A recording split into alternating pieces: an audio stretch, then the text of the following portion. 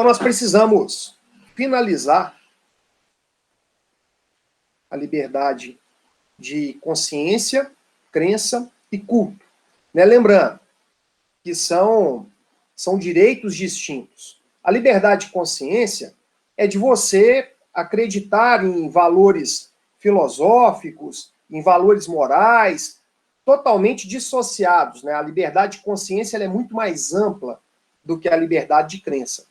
A liberdade de crença ela está relacionada à sua crença religiosa, o direito que você tem de profetizar qualquer tipo de religião, de professar qualquer tipo de religião, de até mesmo o direito que você tem de acreditar num Deus ou em vários deuses, independentemente de religião, e inclusive o direito de não ter religião nenhuma e não acreditar em Deus, né, os famosos ateus. Né? Então, esses são direitos previstos na Constituição, que a Constituição assegura a todos nós.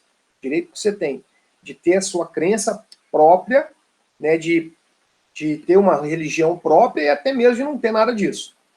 Então, isso significa o direito à crença, né, o direito de crença, a liberdade de crença. E, por último, o direito ao culto é quando você exterioriza a sua crença religiosa. Né, quando você vai no culto ecumênico, quando você vai à missa, então você está ali exteriorizando o seu direito à crença, certo? Então, essa diferença entre esses três direitos. Direito à consciência, né, direito de liberdade de consciência, liberdade de crença e liberdade de culto. Outro ponto importante, que costuma cair muito em prova, fazendo uma revisão rápida aqui, a gente tem alguns estados que adotam uma religião oficial, a exemplo hoje é a Inglaterra, é um estado confessional, né? Então aquele estado que adota uma religião oficial, ele é chamado de estado confessional. O Brasil já foi um estado confessional, lá na época do Império. Então a Constituição de 1824, ela estabelecia que a religião oficial do Brasil era a religião católica. E aí somente a religião católica poderia ter cultos públicos. Todas as demais religiões somente com cultos particulares, dentro da casa da pessoa. Ela não poderia exteriorizar isso publicamente. De lá para cá, né, desde a Constituição de 1824, que foi revogada pela de 1891, de 1891 para cá, o nosso Estado se intitula como um Estado laico. O que significa isso? O Estado laico, ele não adota nenhuma religião oficial. Porém, embora o nosso Estado seja um Estado laico, ele é um Estado que incentiva, que estimula as práticas religiosas. Tanto que quando a gente pega o preâmbulo da Constituição Federal, está lá que a Constituição nossa foi promulgada sob a proteção de Deus. Né? Os templos religiosos, eles possuem uma imunidade de alguns tributos. Então, o nosso Estado, embora ele não adote uma religião específica, ele é um Estado que incentiva, que estimula a prática religiosa. Diferentemente de alguns estados que não adotam uma religião oficial e são bem neutros, né? Eu não digo a neutralidade, porque a neutralidade é própria da laicidade, mas estados que limitam algumas práticas religiosas, a exemplo do que vive hoje a França em relação ao islamismo. Né? Então, a França hoje não é um Estado laico, ela é um Estado laicista.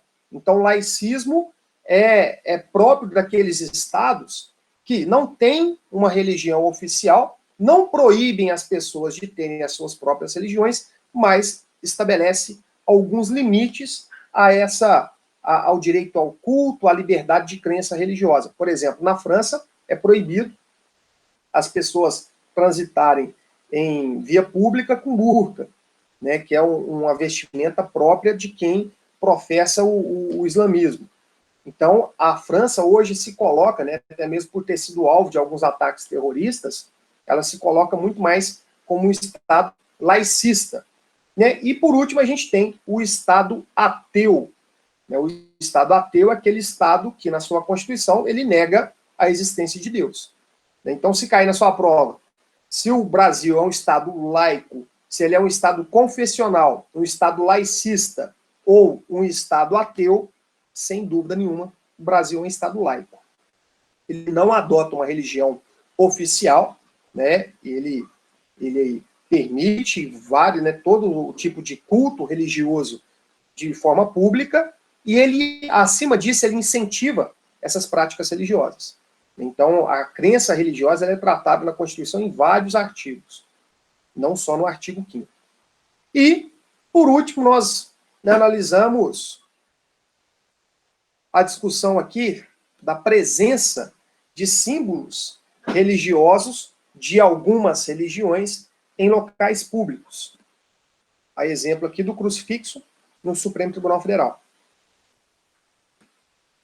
E o Supremo Tribunal Federal, bem como, né, vários órgãos públicos que têm lá os seus símbolos religiosos, essa presença desses símbolos foi questionada perante o CNJ, o Conselho Nacional de Justiça, que não determinou a retirada desses símbolos religiosos das repartições públicas, sob o argumento de que o crucifixo não representa ali uma religião cristã, e sim o crucifixo está enraizado, né, está enraizado na cultura brasileira. Então ele é fruto não de uma expressão religiosa, mas da cultura brasileira, de pedir proteção divina e etc.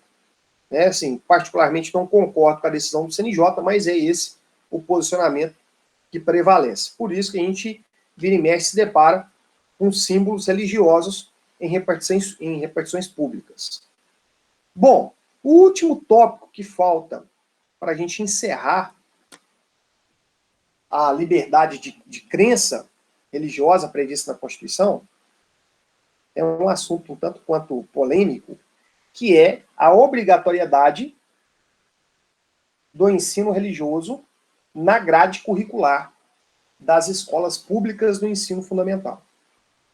Então, olha, isso está previsto na Constituição. Gente, por isso que, né, quando a gente classifica a Constituição brasileira, ela é uma Constituição considerada prolixa. O que é isso? Ela regulamenta coisa demais. Mas é muita coisa que está prevista na Constituição. A Constituição ela tem, no corpo dogmático, 250 artigos. Né? Talvez não precisaria isso tudo, ela poderia ser muito mais enxuta. Só que a Constituição cuida, olha só, entre várias outras coisas, aqui o que está previsto na Constituição? Artigo 210, parágrafo 1º. O ensino religioso de matrícula facultativa constituirá disciplina dos horários normais das escolas públicas de ensino fundamental. Olha aí. Qual que é a necessidade disso? Qual que é a necessidade de escrever na Constituição Federal que o ensino religioso vai constar na matriz curricular das escolas públicas do ensino fundamental? Qual que é a necessidade disso? Me conta. Constituição para poder fixar direitos e garantias fundamentais, para poder estabelecer a organização do Estado, tratar das funções, das competências dos poderes, né, do poder legislativo, executivo, judiciário. Mas qual que é a necessidade da Constituição falar assim aqui? Vai ter ensino religioso lá nas escolas públicas do ensino fundamental. Não tem necessidade nenhuma, isso aí poderia ter vindo na lei. Eu não estou criticando o fato do ensino religioso estar presente na matriz curricular. A minha crítica aqui é em relação ao local onde está essa obrigação. Isso aí poderia ter vindo na lei. Né? Cria lá na lei de diretrizes e bases da educação. Beleza, põe lá na lei e está pronto, está resolvido. Não haveria necessidade de isso estar presente na Constituição Federal. Mas, enfim, uma vez que está presente, e uma vez que cai nas provas, cai nos concursos, a gente tem que estudar a abrangência disso e a interpretação que o Supremo Tribunal Federal confere a essa necessidade do ensino religioso nas escolas públicas de ensino fundamental. Primeira observação, primeira coisa que eu chamo a atenção. O ensino religioso, ele é de matrícula facultativa. Né? Então, vocês já estão bem crescidinhos, vocês não vão cursar mais ensino religioso. Né? Vocês já completaram o ensino fundamental há muito tempo, há muitos anos atrás. Eu, pelo menos, há algumas décadas atrás, eu concluí meu ensino meu ensino fundamental, né? E fiz lá a aula, tinha lá o ensino religioso como disciplina, lá no ensino fundamental. Bom, os filhos de vocês, né, que vão cursar ensino religioso, vocês terão a opção de fazer com que eles se matriculem ou não. Eles não podem ser reprovados na quarta série, porque não estão cursando ensino religioso. A gente está tão antigo que já não existe quarta série mais, né? Agora é quinto ano do ensino fundamental. Então, o seu filho não poderá ser, a sua filha não poderá ser reprovada no terceiro ano do ensino fundamental porque não foi bem em ensino fundamental, porque não cursou a matéria ensino religioso. Por quê? Porque a matrícula é facultativa. Os representantes legais vão decidir se o representado vai fazer o ensino religioso na escola. Beleza, esse é o primeiro ponto. A matrícula é facultativa. Se não fizer, se não participar, não pode ser reprovado por frequência, não pode ser reprovado por nota, não pode. Certo? Agora, existem outros desdobramentos desse dispositivo constitucional, que é o seguinte, tá, eu professo uma determinada religião. E aí, o meu filho está na escola, vai ter lá ensino religioso, e aí o ensino religioso que está sendo ministrado para ele lá na escola, está ensinando algo de uma religião diferente. Então imagina só, né, você está em casa, você tenta educar o seu filho e passar os mesmos valores religiosos que você tem, leva ele nos cultos, na missa, né, no culto que a sua religião tem, e aí na escola a professora começa a falar que a outra religião que é boa, que, né, tem que seguir os passos de outra religião, etc, etc. Então, imagina só o dilema. E aí, com base nisso, se estabeleceu uma reclamação perante o Supremo Tribunal Federal. O Supremo Tribunal Federal foi instado a se manifestar sobre a natureza desse ensino religioso. Se o ensino religioso seria um ensino laico ou um ensino confessional. Ou seja, pode haver na escola, lá no terceiro ano do ensino fundamental do seu filho, uma disciplina que vai falar especificamente da Igreja Católica para o seu filho. Se você é católico, beleza, ótimo. Agora, se você não é católico, né, isso aí pode representar um problema. E aí? Para poder reforçar a questão aqui, olha, o artigo 33 da LDB, Lei de Diretrizes e Bases da Educação, artigo 33. O ensino religioso, aí repete o que está escrito na Constituição, de matrícula facultativa, é parte integrante da formação básica do cidadão e constitui disciplina dos horários normais das escolas públicas de ensino fundamental, assegurado o respeito à diversidade cultural religiosa do Brasil, vedadas quaisquer formas de proselitismo. Que palavra bonita é essa? O que é isso? O que significa isso? Ó, a Lei de Diretrizes e Bases da Educação, a LDB, a famosa LDB, ela fala o seguinte, ó, vai ter que ter o ensino religioso, a matrícula é facultativa, mas fica proibido proselitismo do professor e da professora. O que é isso? O professor e a professora não podem catequizar, eles não podem convencer os alunos de que aquela religião da qual ela está falando é a melhor do mundo e que todo mundo ali tem que seguir aquela religião. Isso é vedado. Não é pela Constituição, é pela lei ordinária. Ô, gente, e bastaria esse artigo 33 da LDB tratando sobre o assunto, bastaria isso não precisaria estar na Constituição Federal. Então, a LDB veda qualquer forma de convencimento sobre a religião que está sendo ministrada. Parágrafo 1º. Os sistemas de ensino regulamentarão os procedimentos para a definição dos conteúdos do ensino religioso e estabelecerão as normas para a habilitação e admissão dos professores. Parágrafo 2º. Os sistemas de ensino ouvirão entidade civil, constituída pelas diferentes denominações religiosas, para a definição dos conteúdos do ensino religioso. Gente, bastaria isso aqui. Bastaria essa lei e pronto. Não precisaria do parágrafo 1º do artigo 210 da Constituição. Bom, e aí a gente tem nessas 3 espécies, como eu estava falando, como eu rascunhei, essas 3 espécies de ensino religioso. O ensino religioso confessional, próprio de determinada religião.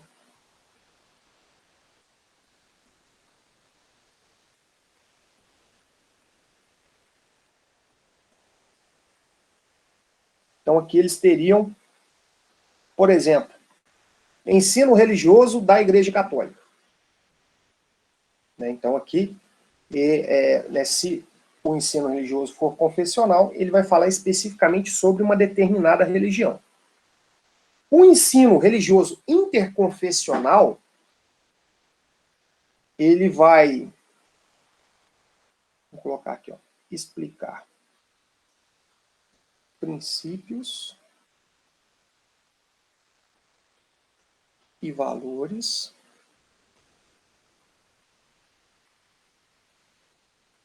próprios de várias religiões.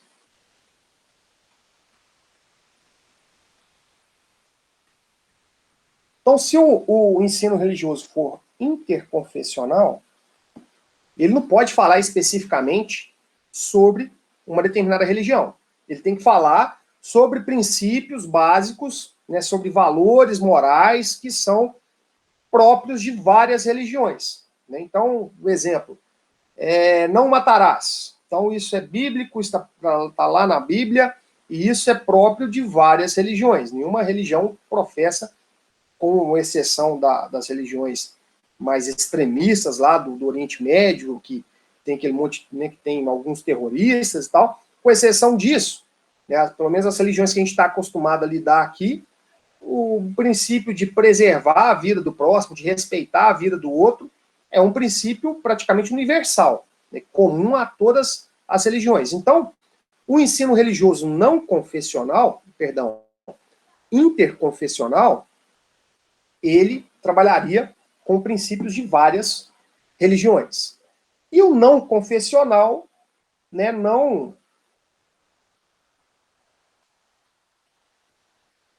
se limita às crenças religiosas. Exemplo, o ensino religioso não confessional poderia falar de preservação do meio ambiente, para a gente ter uma qualidade de vida melhor, da gente respeitar as leis do trânsito, para que a gente possa ter uma segurança, para que a vida em sociedade seja uma vida melhor.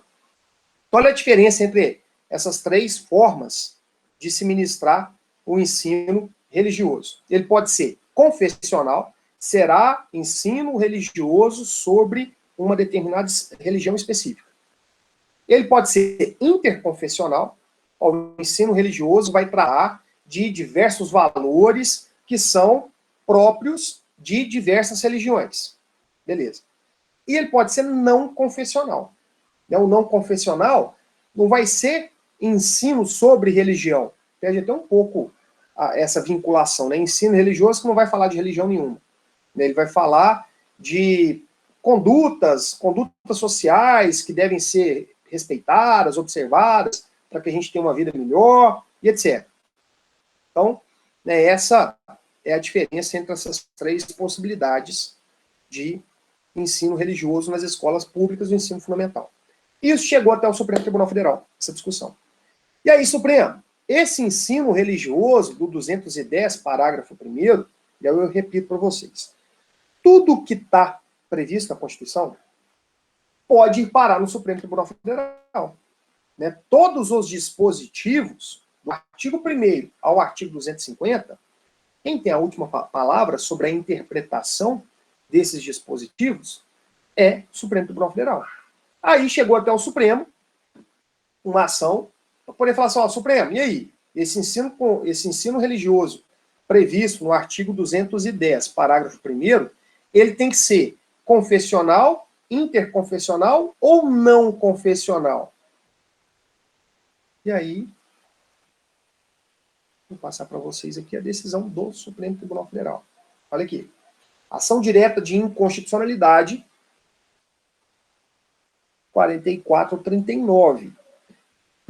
Foi uma decisão polêmica e a decisão foi por 6 votos a 5. É o placar mais apertado do Supremo. O Supremo tem 11 ministros.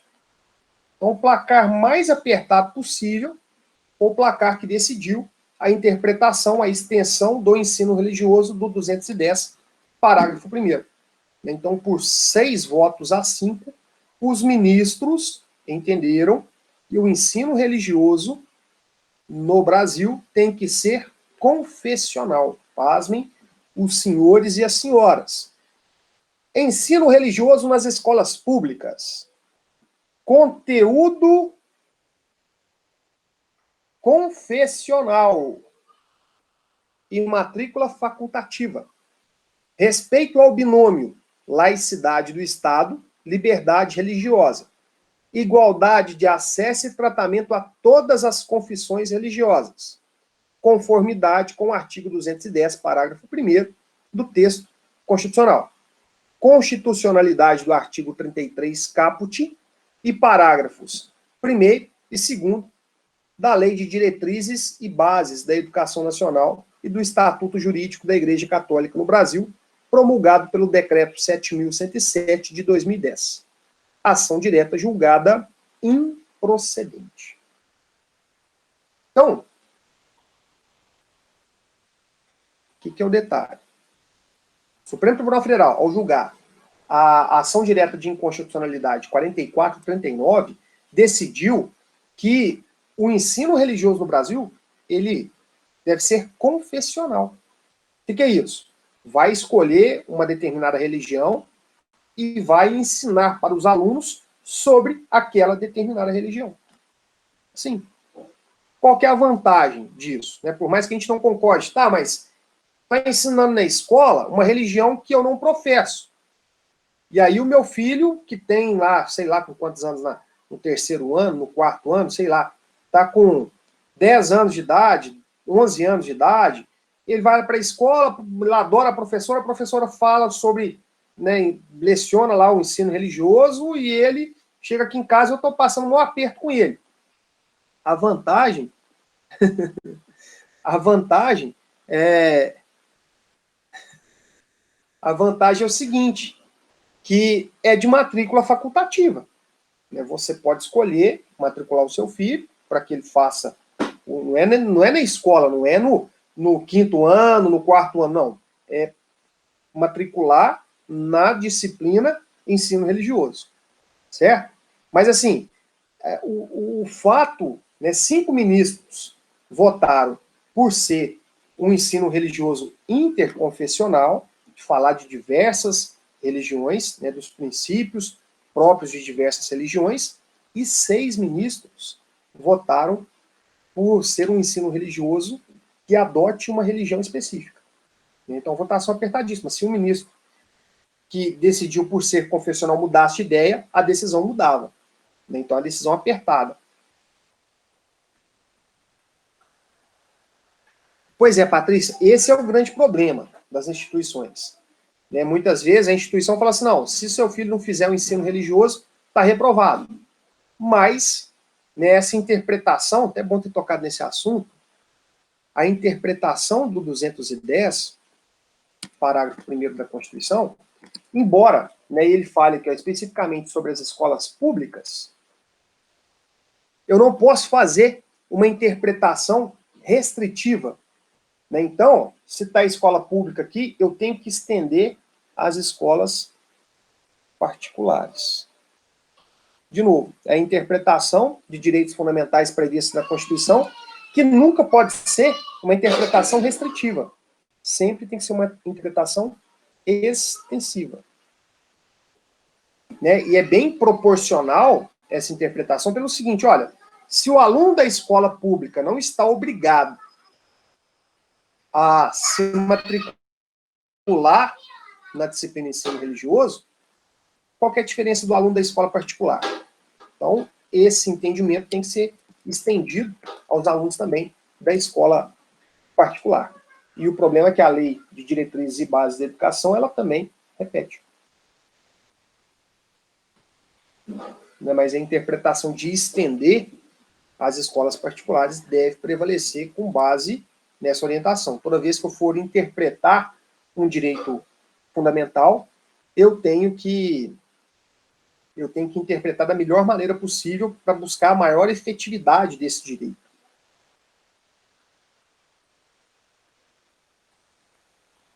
Pois é, o grande problema é isso. O grande problema é o desrespeito, né, ao fato de ser de matrícula facultativa, como está expresso aí na Constituição Federal.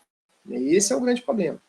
Aí tem que bater o pé e tem que falar assim, olha, está previsto na Lei de Diretrizes e Bases, está previsto na própria Constituição, vou fazer uma reclamação na Secretaria Municipal de Educação, na Secretaria Estadual de Educação, no Ministério da Educação, né, aí o negócio tem que subir de nível. Ok. Então, sobre o direito à liberdade de crença, consciência e culto, era essa parte que faltava.